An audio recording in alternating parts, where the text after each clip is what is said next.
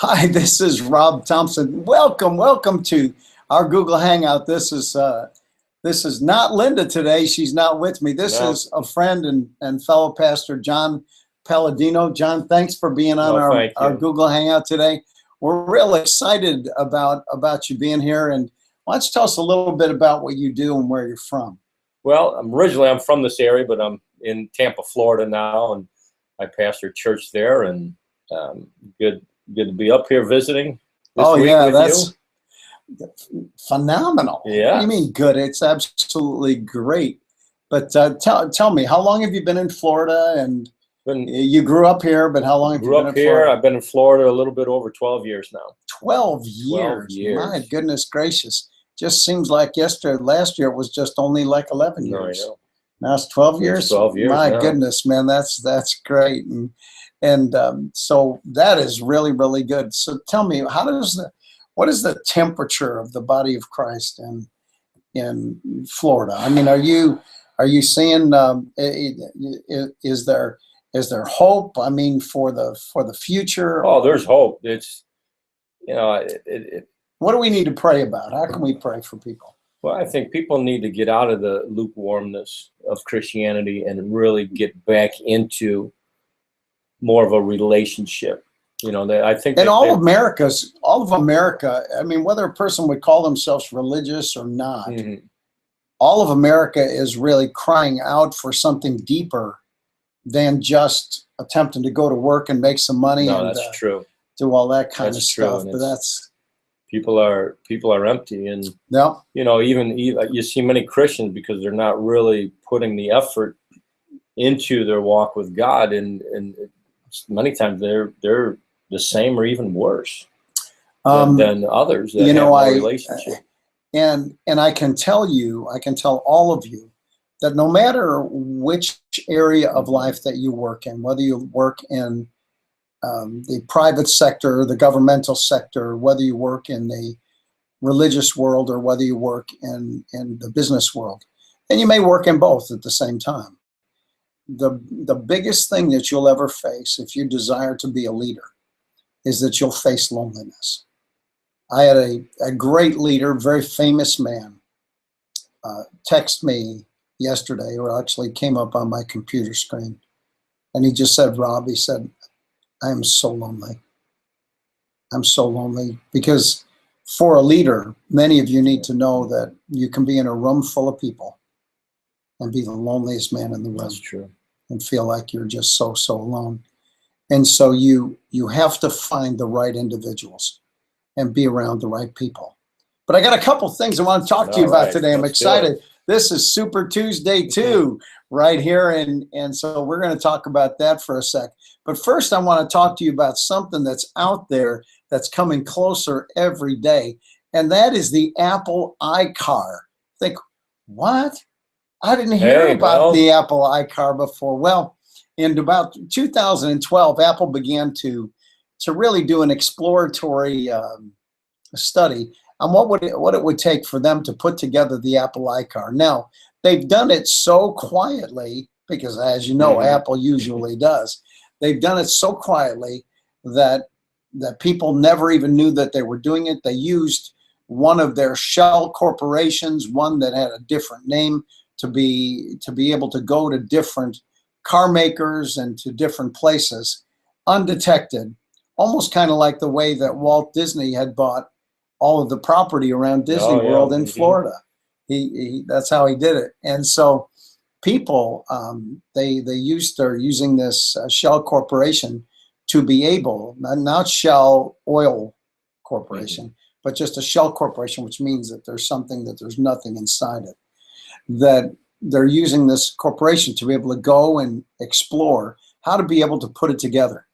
And so, that began in approximately 2012. Today, in 2016, they have over 1,000 people working on the project, but it's still mum's the word. Oh, it's coming. Now that's exactly right. And what they did with that was that they actually wanted to create a car that was partially humanly driven and driver driven, the same way that we've driven for a long, long time. but also they wanted part of it to be done by GPS, part of it to be done wirelessly. Now, everything else is speculation except for this, that they've met and spent time with BMW. Now, you think, well, why BMW? Whether you realize this or not, BMW has the i3. The i3 is an all-electric car, a small car that has approximately, give or take some, approximately 100 miles plus of battery power to be able to run around town and do everything you need to do. And that's the i3. The i3, but then it has the i8, which is a hybrid, has a 3-cylinder motor, and also it has motors, electric motors at each one of the wheels. So it's pretty high tech. And these things are there. What Apple wants to do with their car, which may be different than some other present car companies, is that what Apple wants to do is Apple wants you to be able to use your hand gestures to take care of the different functions you want in a car.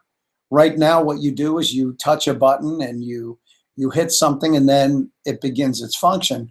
Not for Apple. What Apple wants to do is Apple wants to be able to for you to just move your hand. Apple wants you to get out of your car. And when you do, you wave your hand, it locks your car. You wave your hand, it opens your car. And then they want to work toward the technology of that your car is actually an extension of your phone. And so your phone then will take care of all of the functions of your automobile. I mean, outside of driving, but it'll have all your apps that will live through it. You'll have your interface that will look the same as the interface on your phone, all your photos, all your backgrounds, all of those kinds of things. And they say by the year 2019, they want to not only just have the concept finished, but also have the car finished. And then after that, it's just production. And I am really looking forward to that because technology is really the way to go. Embracing technology for the future is what you need to do. Get out on the cutting edge of everything in your life because that's the way that the world is going. And so that's all about the Apple iCar. But there's one other subject we want to talk about. I want to talk about Super Tuesday too. Getting out and voting. Getting out and voting and making sure that you vote. And I've had people today, and I've just actually on purpose found out what people, what their voting habits were. A, were they going to vote? B, which party they were in, and C, who in the party that they were going to vote for. Now, I don't have a problem in doing that. I think that sometimes what happens is people make the voting process actually to be more secretive than they make some of the real serious things in life to be, when really all they need to do is turn it around. And it doesn't really matter if you're able to tell a person who you vote for. Whether you tell them or not doesn't change the outcome of the race. But what it does is it lets people see exactly who you yourself really are behind the scenes. And so there are some things why. What is the number one reason why people do not vote? Schedule. Too busy. Yeah, they're too busy. They're too busy. Their schedule. Was it 17.5% of 17? People? Yeah, that's right. 17.5% of people because they're too busy. Now, or their schedule doesn't. Now the second one I think I can understand a little bit, which is a disability. That a person who has a disability, almost 15% of people don't vote because of sickness or disability. And so, we might want to take a look and see how we can face off with that of people that really do want to vote. And then the third one is kind of hilarious. 13.5. Are you ready for this? 13.5. They're not interested in voting. Now, that's interesting. No, they're not interested, but that's interesting to me that they're not interested. Those are the same people that will complain if their person isn't elected, and they'll complain for 4 years or however long the Every person's day. been, and they'll say, "Oh, you know, it's not going right," and then you'll ask them, "Did you vote?" "No, I didn't vote." "Well, why didn't you vote?" "You know, I didn't really care." Yeah, I was busy, or I was come sleeping on. in, or I was Yeah. doing whatever else. One thing, John, that I learned about life, and it's really true in everything. You can take this across the board, and that's this: that those whom you love can do no wrong, but those that you're uncertain about, they can do no right. If you think about it, you'll find out that in every area of life, the very same thing holds true. But those are just a few things that happen about this Super Tuesday too. And we believe that as today is over, it's going to begin to show us exactly who our presidential candidates are going to be, whether they be Democrat or whether they be Republican. And we need to believe, not only pray, but also believe that the person who's going to lead our nation is going to lead us into greatness. I agree. Because we have been created for something better than what we've had up until this point. And I believe that by really hanging in there and really going after it, it's going to make all the difference in the entire world. Now, today is something interesting because today is National Good Samaritan Day. Can you imagine that, having National Good Samaritan Day? That's March the 13th. That means you need to go out and do something and be a kind. Good Samaritan. And be a good and do something for somebody else. Samaritan. Today, if you can focus today on one thing, helping somebody else. That's right. Get out of yourself today. Do something. It helps you forget really what you're going through too. It really does. When you focus on somebody else and their needs in life. And simple. Yeah, it is. You can do to somebody. You can help somebody you know, somebody you don't know. You know, even if say you go out to McDonald's. Maybe I shouldn't say McDonald's, but somewhere, fast food restaurant. You could always say, you know, that fast food chain that has the arches, those yellow bows in its front yard. You could say all of French that fries stuff. And all that. But anyways, you famous French fries. Do you like French fries? I do.